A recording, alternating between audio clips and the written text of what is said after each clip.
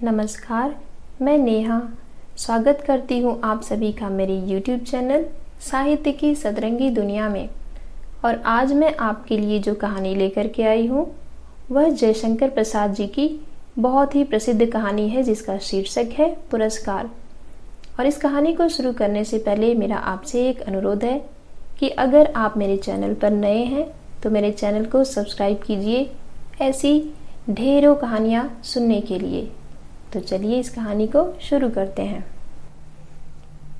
आर्द्रा नक्षत्र, आकाश में काले काले बादलों की घुमड़ जिसमें देवदुंदुभी का गंभीर घोष, प्राची के एक निरभ्र कोने से स्वर्ण पुरुष झांकने लगा था। देखने लगा महाराज की सवारी। शैलमाला के अंचल में समतल उर्वरा भूमि से सौंधी बांस उठ रही थी। नगर तोरण से जयघोष हुआ। भीड़ में गजराज का चामरधारी शुंड उन्नत दिखाई पड़ा। वह हर्ष और उत्साह का समुद्र हिलोर भरता हुआ आगे बढ़ने लगा।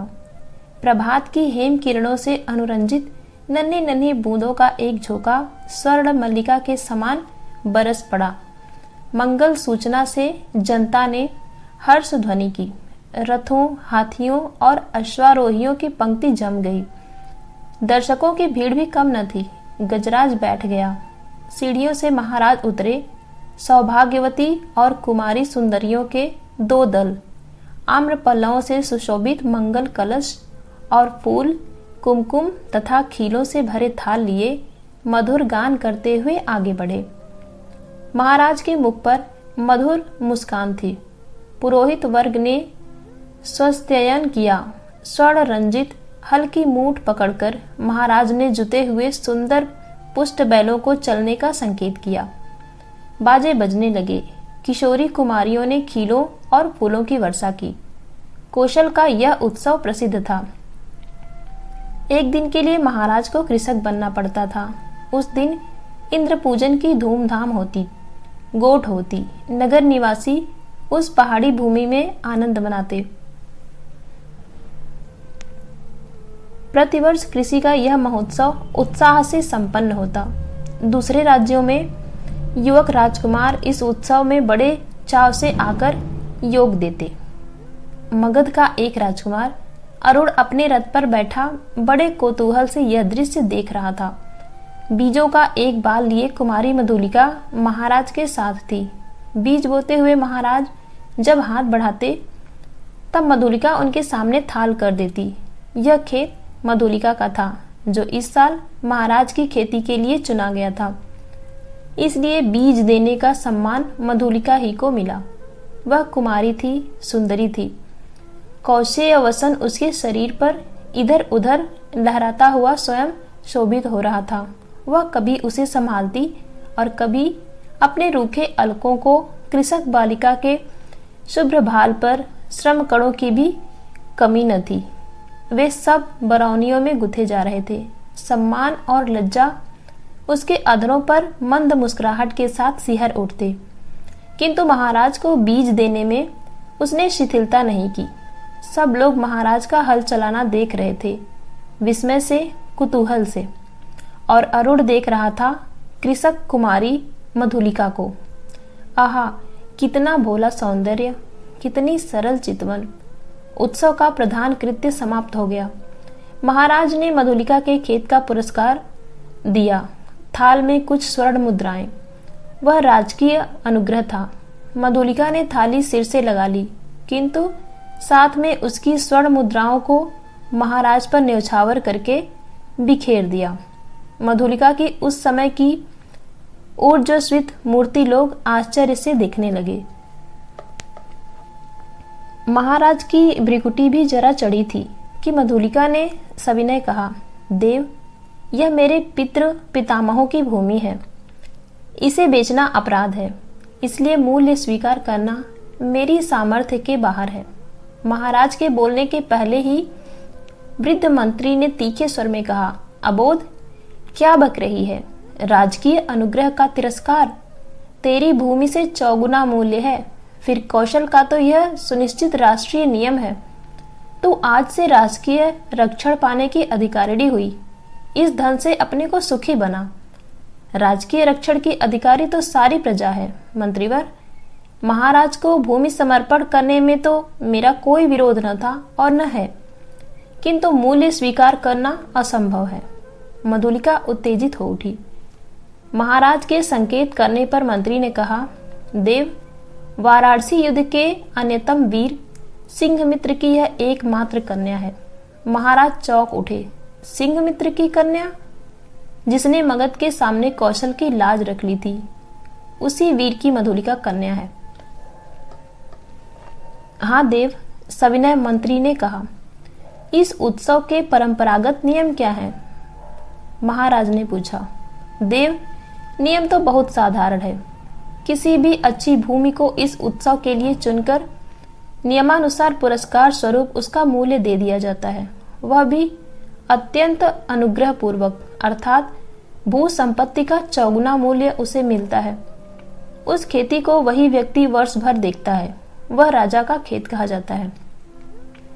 महाराज को विचार संघर्ष से विश्राम की अत्यंत आवश्यकता थी। महाराज चुप रहे। जय घोष के साथ सभा विसर्जित हुई। सब अपने अपने शिविरों में चले गए, किंतु मधुलिका को उत्सव में फिर किसी ने न देखा। वह अपने खेत की सीमा पर विशाल मधुक वृक्ष के चिकने हरे पत्तों की छाया में अनमनी चुपचाप बैठी रही। रात्रि का उत्सव अब विश्राम ले रहा था। राजकुमार अरुण उसमें सम्मिलित नहीं हुआ, अपने विश्राम भवन में जागरण कर रहा था। आंखों में नींद न थी। प्राची में जैसी गुलाली खिल रही थी, वह रंग उसकी आंखों में था।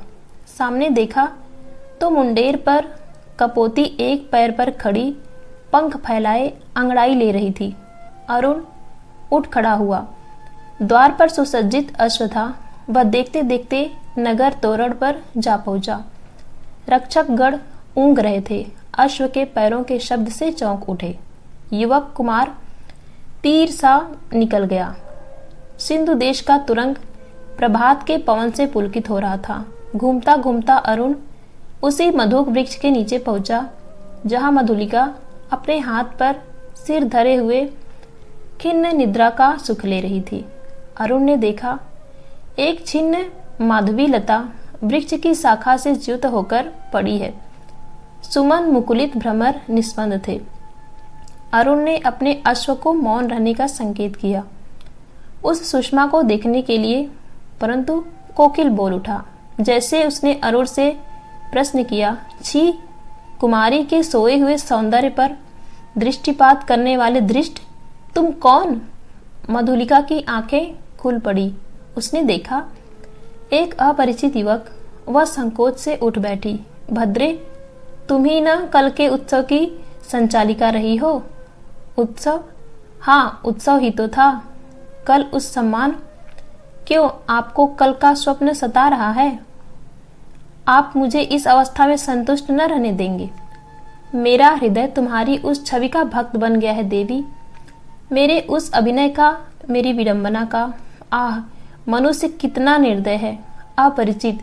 क्षमा करो, जाओ अपने मार्ग। सरलता की देवी, मैं मगध का राजकुमार तुम्हारे अनुग्रह का प्रार्थी हूँ। मेरे हृदय की भावना अवगुंठन में रहना नहीं जानती, उसे अपनी। राजकुमार, मैं कृषक बालिका हूँ, आप नंदन बिहारी, और मैं पृथ्वी पर परिश्रम करके जीने वाली। आज मेरी स्नेह की भूमि पर से मेरा अधिकार छीन लिया गया है। मैं दुख से विकल हूँ, मेरा उपहास न करो। मैं कौशल नरेश से तुम्हारी भूमि तुम्हें दिलवा दूंगा। नहीं, वह कौशल का राष्ट्रीय नियम है। मैं उसे बदलना नहीं चाहती, चाहे उससे मुझे कितना ही दुख हो। तब तुम्हारा रहस्य क्या है? यह रहस्य मानव हृदय का है, मेरा नहीं। राजकुमार, नियमों से यदि मानव हृदय बाध्य होता तो आज मगध के राजकुमार का हृदय किसी राजकुमारी की ओर न खींचकर एक कृषक बालिका का अपमान करने न आता। मधुलिका उठ खड़ी हुई। चोट खाकर राजकुमार लौट पड़ा। किशोर किरणों में उसका रत्न किरीट चमक उठा।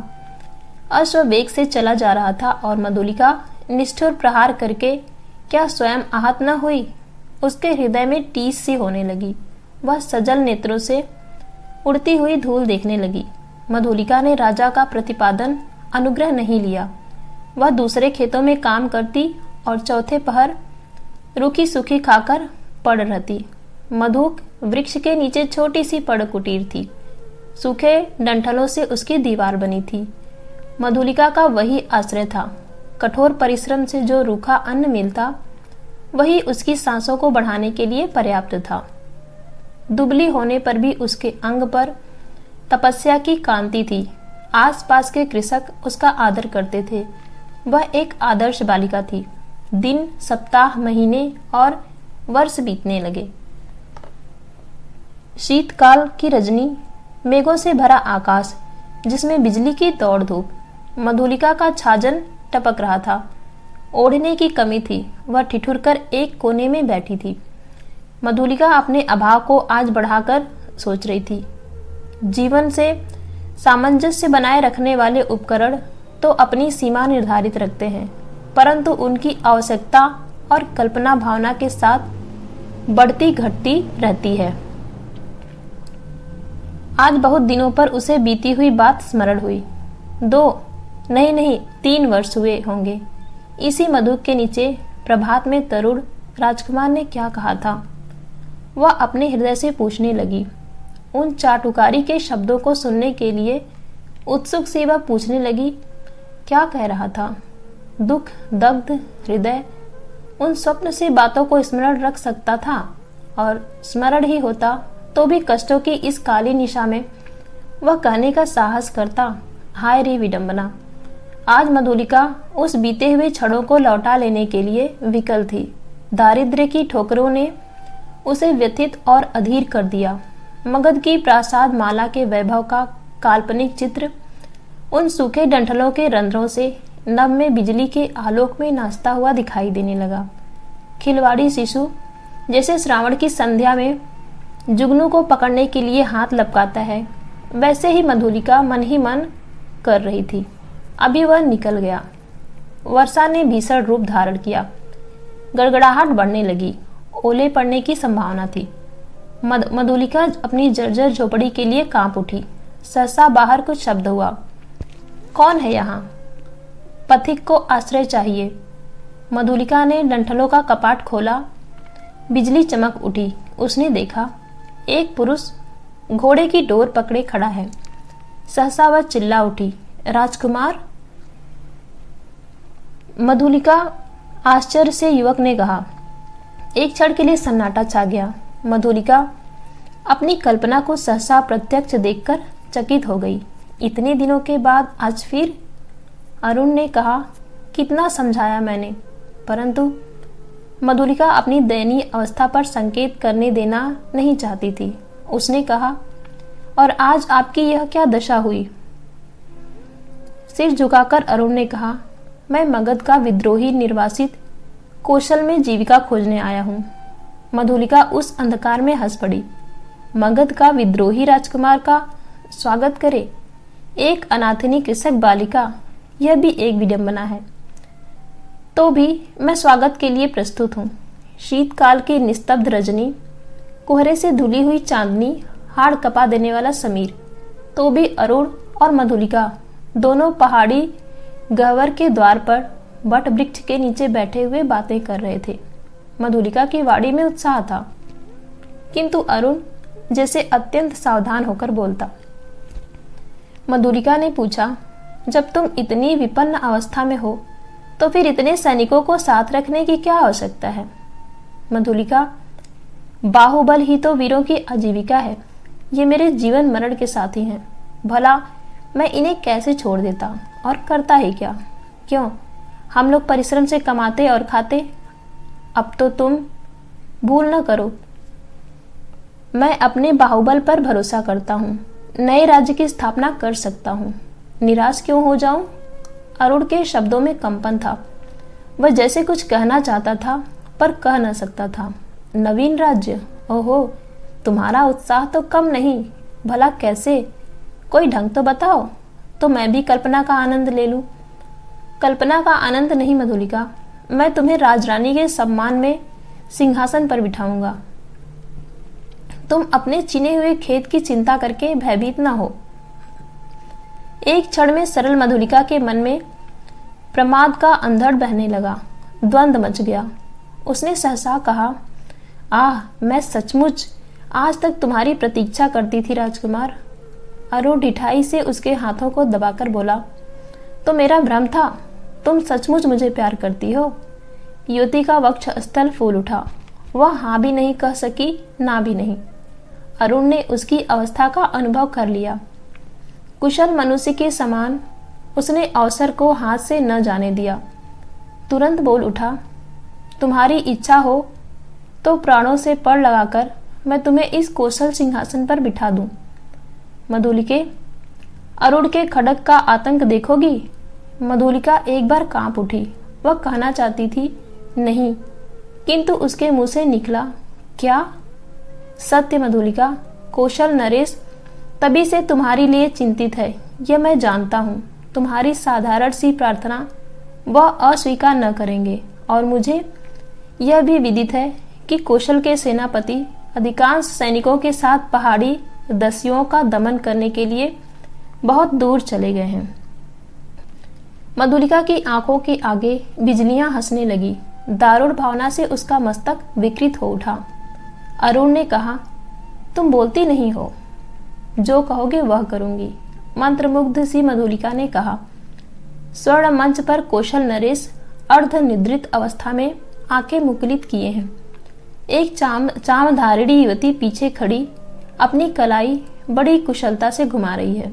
चामर के शुभ्र आंदोलन उस प्रकोष्ठ में धीरे धीरे संचलित हो रहे हैं।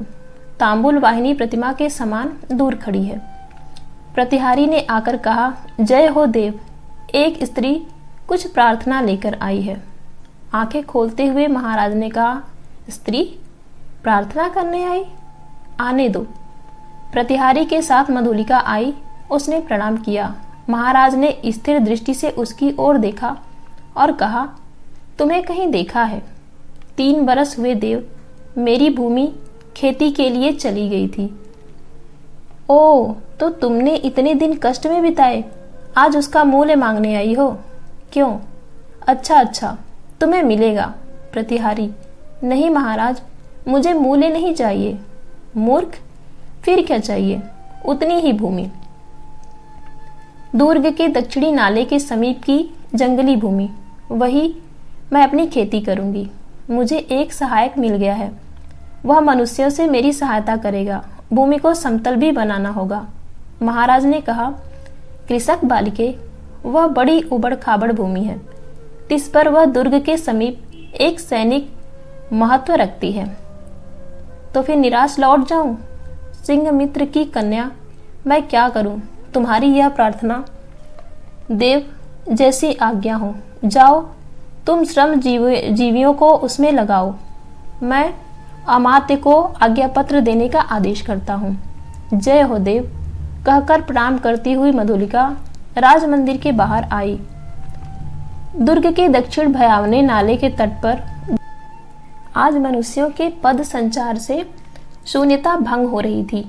अरुण के छिपे वे मनुष्य स्वतंत्रता से इधर उधर घूमते थे। झाड़ियों को काटकर पथ बना रहा था। नगर दूर था, फिर उधर यूं ही कोई नहीं आता। फिर अब तो महाराज की आज्ञा से वहां मधुलिका का अच्छा सा खेत बन रहा था। तब इधर की किसी को चिंता ही क्या। एक घने कुंज में अरुण और मधुलिका एक दूसरे को हर्षित नेत्रों से देख रहे थे। संध्या हो चली थी। उस निविड़ वन में उन नवागत मनुष्यों को देखकर पक्षीगण अपने नीड़ को लौटते हुए अधिक कोलाहल कर रहे थे। प्रसन्नता से अरुण की आंखें चमक उठी। सूर्य की अंतिम किरण झुरमुट में घुसकर मधुलिका के कपोलों से खेलने लगी। अरुण ने कहा, 4 प्रहर और विश्वास करो, प्रभात में ही इस जीर्ण कलेवर कौशल राष्ट्र की राजधानी श्रावस्ती में तुम्हारा अभिषेक होगा और मगध से निर्वासित मैं एक स्वतंत्र राष्ट्र का अधिपति बनूंगा। मधुलिके, भयानक अरुण, तुम्हारा साहस देखकर मैं चकित हो रही हूँ। केवल 100 सैनिकों से तुम रात के तीसरे प्रहर मेरी विजय यात्रा होगी। तो तुमको इस विजय पर विश्वास है? अवश्य। तुम अपनी झोपड़ी में यह रात बिताओ, प्रभात से तो राज मंदिर ही तुम्हारा लीला निकेतन बनेगा। मधुलिका प्रसन्न थी, किंतु अरुण के लिए उसकी कल्याण कामना सशंक थी। वह कभी कभी उद्विग्न सी होकर बालकों के समान प्रश्न कर बैठती। अरुण उसका समाधान कर देता। सहसा कोई संकेत पाकर उसने कहा, अच्छा, अंधकार अधिक हो गया है, अभी तुम्हें दूर जाना है और मुझे भी। प्राणपण से इस अभियान के प्रारंभिक कार्यों को अर्धरात्रि तक पूरा कर लेना चाहिए, तब रात्रि भर के लिए विदा। मधुलिका उठ खड़ी हुई। कटीली झाड़ियों से उलझती हुई क्रम से बढ़ने वाले अंधकार में वह झोपड़ी की ओर चली। पथ अंधकार में था और मधुलिका का हृदय भी निविड़तम से घिरा था। उसका मन सहसा विचलित हो उठा। मधुरता नष्ट हो गई। जितनी सुख कल्पना थी वह जैसे अंधकार में विलीन होने लगी। वह भयभीत थी। पहला भय उसे अरुण के लिए उत्पन्न हुआ। यदि वह सफल न हुआ तो? फिर सहसा सोचने लगी, वह क्यों सफल हो? श्रावस्ती दुर्ग एक विदेशी के अधिकार में क्यों चला जाए? मगध का चिरशत्रु, ओ उसकी विजय। कौशल नरेश ने क्या कहा था? सिंहमित्र की कन्या, सिंहमित्र कौशल का रक्षक वीर, उसी की कन्या आज क्या करने जा रही है? नहीं नहीं मधुलिका, जैसे उसके पिता उस अंधकार में पुकार रहे थे। वह पगली की तरह चिल्ला उठी, रास्ता भूल गई। रात एक पहर बीत चली, पर मधुलिका अपनी झोपड़ी तक न पहुंची। वह उधेड़ बुन में विक्षिप्त सी चली जा रही थी। उसकी आंखों के सामने कभी सिंहमित्र और कभी अरुण की मूर्ति अंधकार में चित्रित होती जाती। उसके सामने आलोक दिखाई पड़ा। वह बीच पथ में खड़ी हो गई। प्रायः 100 उल्काधारी अश्वारोही चले आ रहे थे और आगे आगे एक वीर अधेड़ सैनिक था। उसके बाएं हाथ में अश्व की बलगा और दाहिने हाथ में नग्न खड्ग। अत्यंत धीरता से वह टुकड़ी अपने पथ पर चल रही थी, परंतु मधुलिका बीच पथ से हिली नहीं। प्रमुख सैनिक पास आ गया, पर मधुलिका अब भी नहीं हटी। सैनिक ने अश्व रोककर कहा, कौन? कोई उत्तर नहीं मिला। तब तक दूसरे अश्वारोही ने सड़क पर कहा, तू कौन है स्त्री? कौशल के सेनापति को उत्तर शीघ्र दे। रमणी जैसे विकारग्रस्त स्वर में चिल्ला उठी, बांध लो मुझे, बांध लो, मेरी हत्या करो, मैंने अपराध ही ऐसा किया है। सेनापति हंस पड़े, बोले, पगली है। पगली नहीं, यदि वही होती तो इतनी विचार वेदना क्यों होती? सेनापति, मुझे बांध लो, राजा के पास ले चलो। क्या है, स्पष्ट कर। श्रावस्ती का दुर्ग एक प्रहर में दस्युओं के हस्तगत हो जाएगा। दक्षिणी नाले के पार उनका आक्रमण होगा। सेनापति चौंक उठे। उन्होंने आश्चर्य से पूछा, तू क्या कह रही है? मैं सत्य कह रही हूँ, शीघ्रता करो। सेनापति ने 80 सैनिकों को नाले की ओर धीरे धीरे बढ़ने की आज्ञा दी और स्वयं 20 अश्वारोहियों के साथ दुर्ग की ओर बढ़े। मधुलिका का एक अश्वारोही के साथ बांध दी गई। श्रावस्ती का दुर्ग कौशल राष्ट्र का केंद्र इस रात्रि में अपने विगत वैभव का स्वप्न देख रहा था। भिन्न राजवंशों ने उसके प्रांतों पर अधिकार जमा लिया है।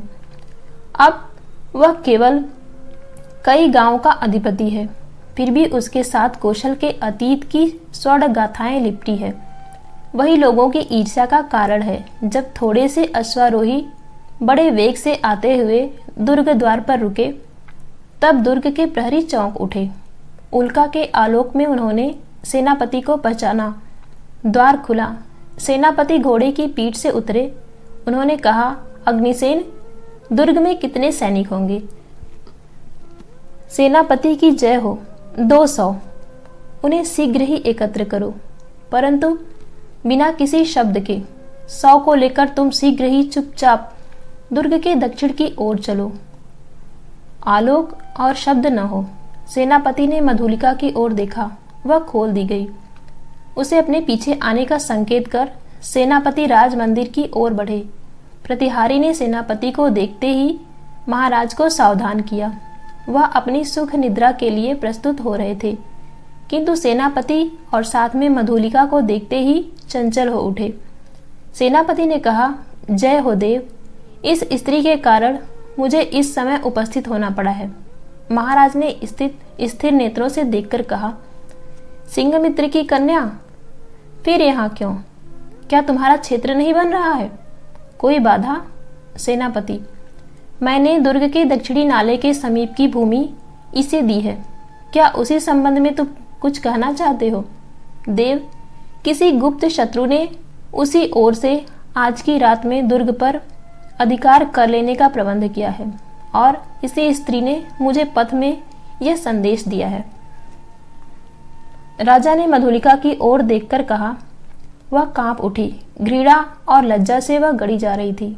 राजा ने पूछा, मधुलिका, यह सत्य है? हाँ देव। राजा ने सेनापति से कहा, सैनिकों को एकत्र करके तुम चलो, मैं अभी आता हूं।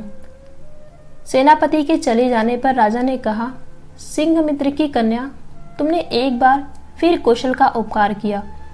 यह सूचना देकर तुमने पुरस्कार का काम किया है। अच्छा, तुम यहीं ठहरो, पहले उन आतताइयों का प्रबंध कर लूं। अपने साहसिक अभियान में अरुण बंदी हुआ और दुर्ग उल्का के आलोक में अतिरंजित हो गया। भीड़ ने जयघोष किया। सबके मन में उल्लास था। श्रावस्ती दुर्ग आज एक दस्युओं के हाथ में जाने से बचा था। आबाल वृद्ध नारी आनंद से उन्मत्त हो उठे। उषा के आलोक में सभा मंडप दर्शकों से भर गई। बंदी अरुण को देखते ही जनता ने रोष से हुंकार भरते हुए कहा, वध करो। राजा ने सबसे सहमत होकर आज्ञा दी। प्राणदंड। मधुलिका बुलाई गई। वह पगली सी आकर खड़ी हो गई। कौशल नरेश ने पूछा, मधुलिका, तुझे जो पुरस्कार लेना हो मांग। वह चुप रही।